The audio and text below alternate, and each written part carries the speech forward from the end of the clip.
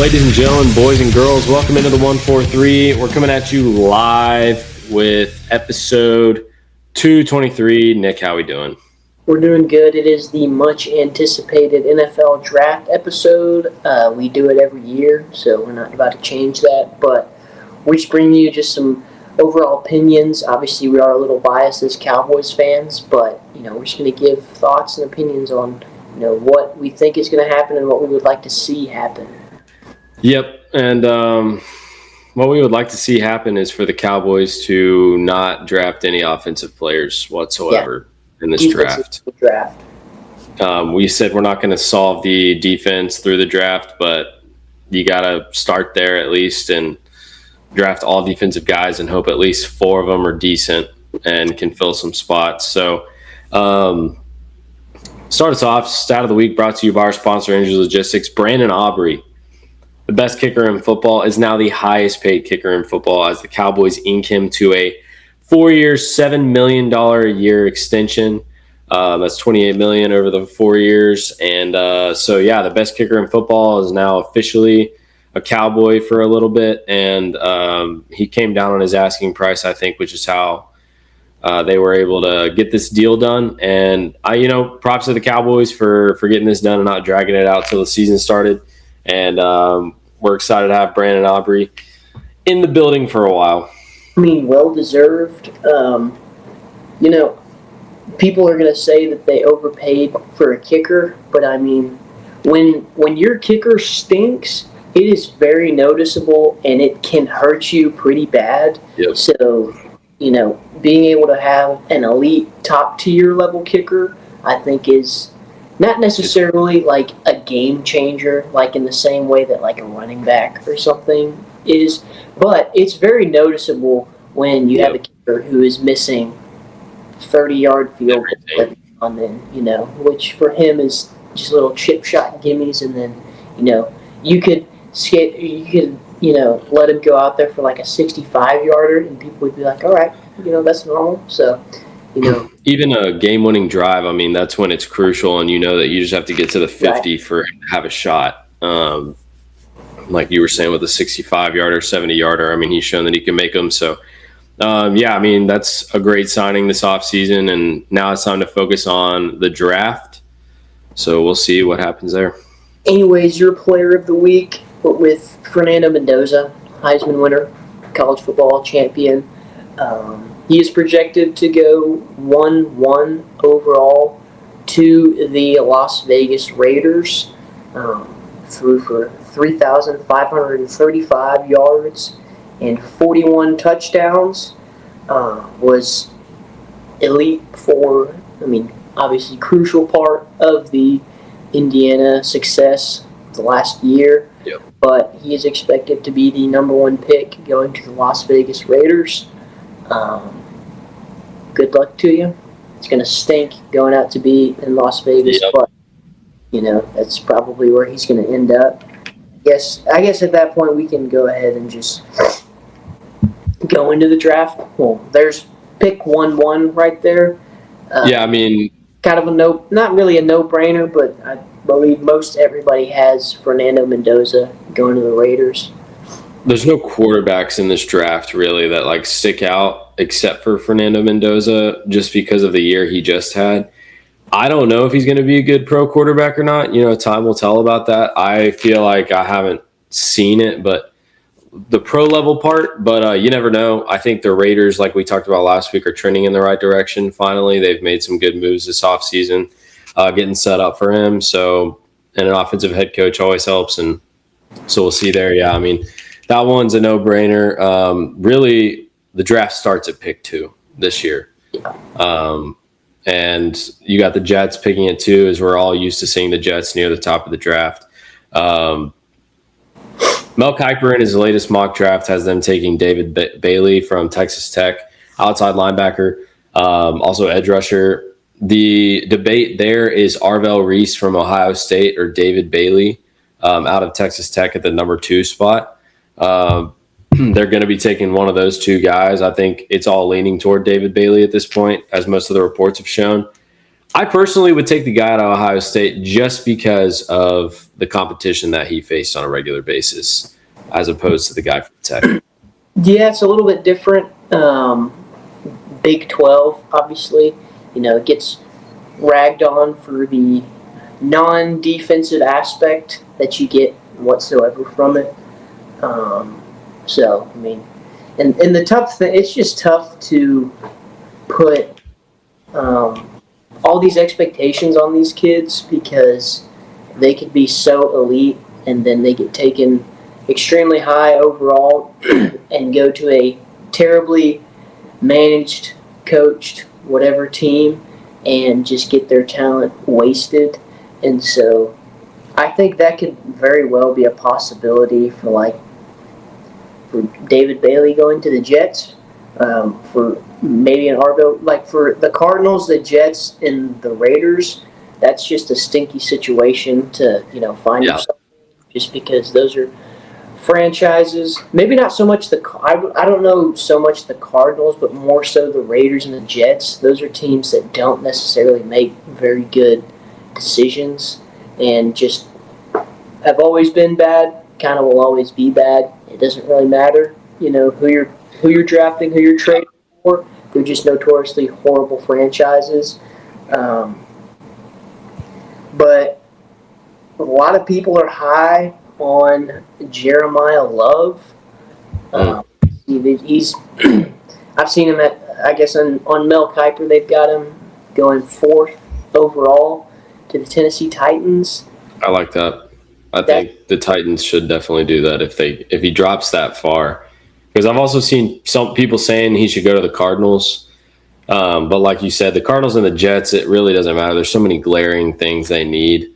So that's what's dangerous about the Cardinals is you don't know who they're going to take because they need so many different things.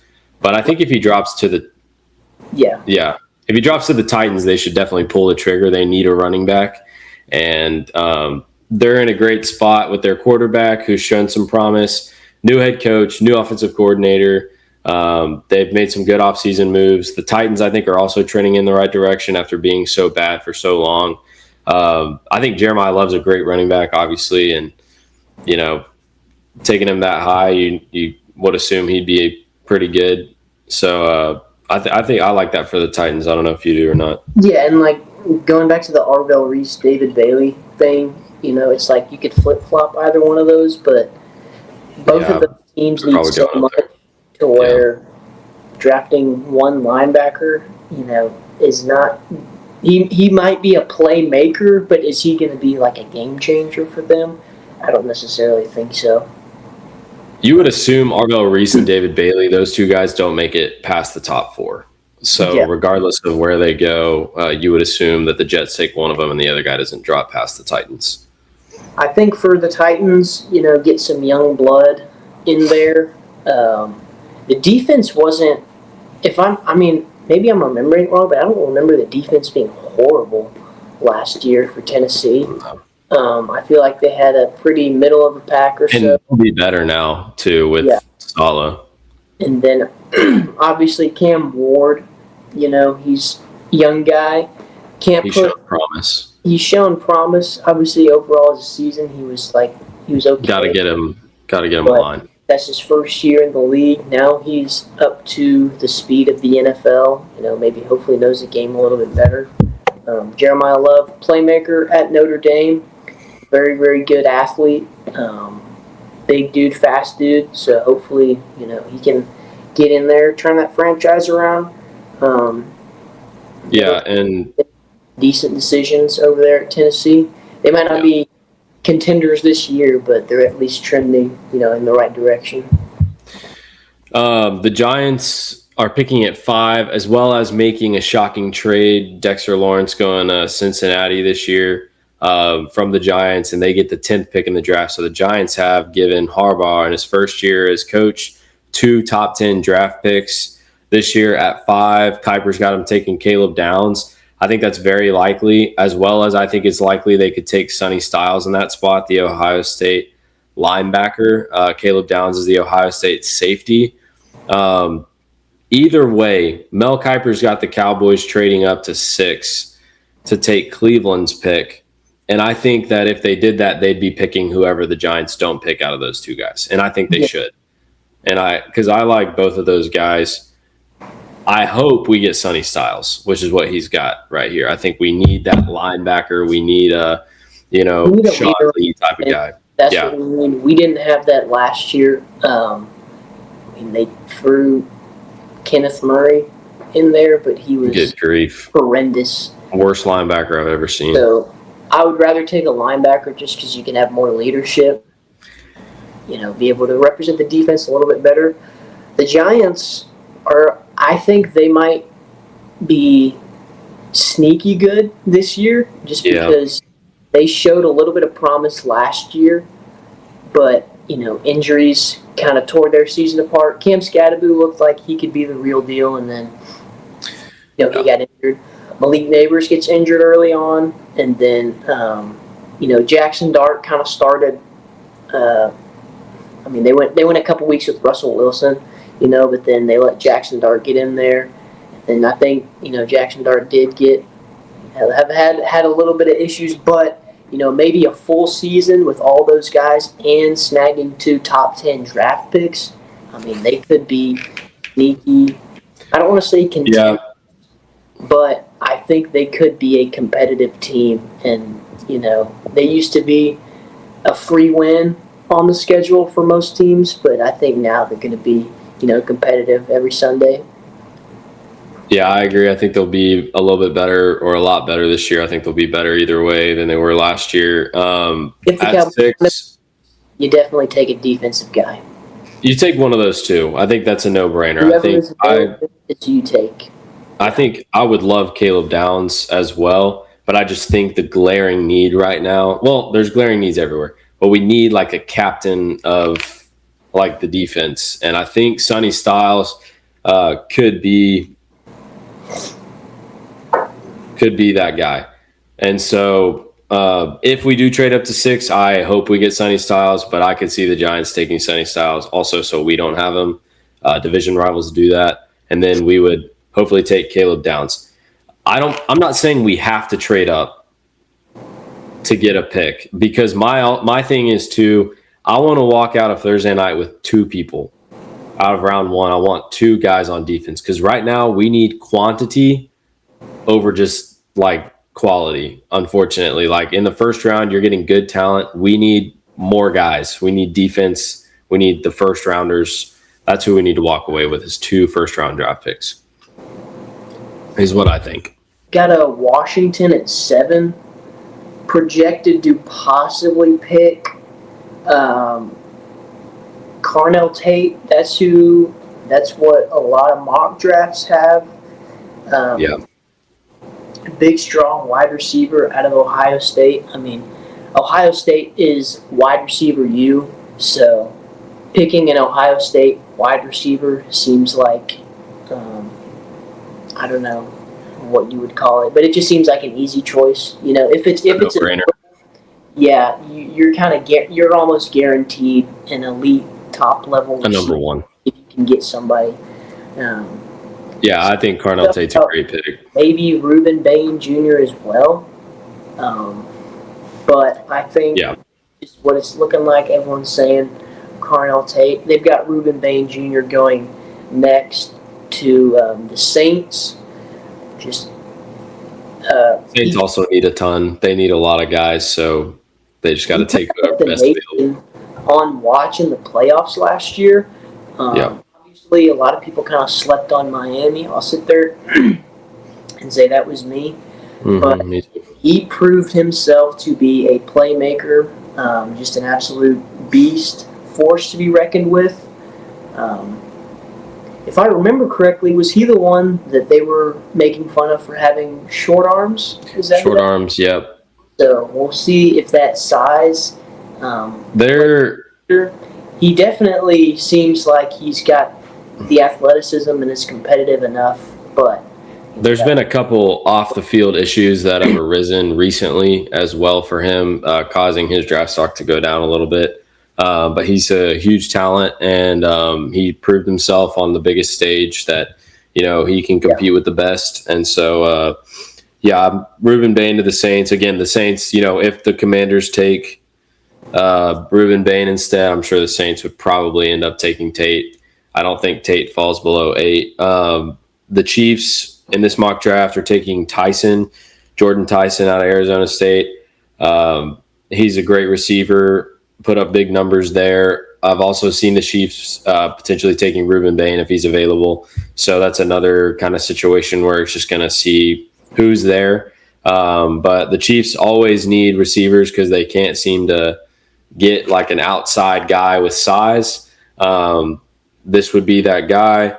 And then the Giants, via their pick from Cincinnati, this mock draft has them taking an O-lineman from Miami, an offensive tackle, sorry. But you never know because the Giants might just take another defensive guy. They need defense right now, and so I've seen some mock drafts with them taking defensive guys as well. And then we got Miami taking Mansour Delane, cornerback at LSU, and I think this is kind of the one that if the Cowboys don't trade the pick and stay at 12, we need to try to get this corner who's one more pick if he does get traded. I don't really know what Miami needs. They kind of need a lot. Everything. I think they need a quarterback too. They're tanking this year. They're eating $180 million in dead cap. Like the players they're paying are not on their team. It doesn't matter. So I really hope they don't take our guy. Yeah, that's another situation where kind of similar to what we were talking about with, like, say, the Jets. Not really a whole lot you can do there. Right. Hope maybe if we don't trade with the Browns and we stay at 12, hope maybe we'll get lucky and they'll just draft somebody else. I don't really know who else they would take, but get somebody else and then maybe he'll fall to 12 so we can get a defensive guy. They've got the Browns, if they do end up trading and going to 12, taking the Caden Proctor tackle out of Alabama. Yeah. I feel like Alabama. They need O-line, yeah. Pretty solid offensive line talent has come out of there. Like you said, they need offensive line. That's your top 12 from Mel Kiper, what it's looking like right now. I do see if we get the Cleveland pick, he's assuming that we're trading our 12 and 20. So that's the thing is, do you want Sonny Styles / Caleb Downs, or do you want two guys lower in the draft? And I don't know what Jerry's going to do. And I'm not really sure which one's good. I mean, if Sonny Styles is there, I'm fine with trading and getting him. That's kind of like my only exception. Yeah, because if you stay at 12, then you're hoping one more guy falls. Because Sonny Styles and Caleb Downs definitely do not fall. But then you got to hope that Mansour Delane falls one more pick. Obviously, these are projections, so it's not guaranteed that this is where they're picked. But there are guys that you're like, yeah, these are definitely top 10. Top 5, whatever picks, and so I feel like if you're trading it, if you don't trade it, you're potentially risking losing out on some top tier defensive talent. Now, I do think this is a pretty defensive heavy draft, absolutely, which helps us a lot, meaning that there's kind of a lot of options that we can go with. So I don't think we're completely dead one way or the other, but right. And you about. can't solve it all in the draft, like we said. You got to bring in free agents and everything, and a new coach, a new coordinator helps. But yeah, I mean, this draft should be interesting, especially round 1, just because there are multiple teams with multiple picks in the first round, which means there will probably most likely be a good amount of trades that happen round 1, using those picks and whatnot. Yeah. So I think Thursday night's going to be pretty exciting. So tune in, ESPN. Yeah. Anyways, here's like to end our shows in under review. Brought to you a quote from the Lou Holtz, and he said, "The man who complains about the way the ball bounces is likely the one who dropped it." Ain't that the truth? Thanks for tuning in this week. We'll see you next week with another episode of Under Review.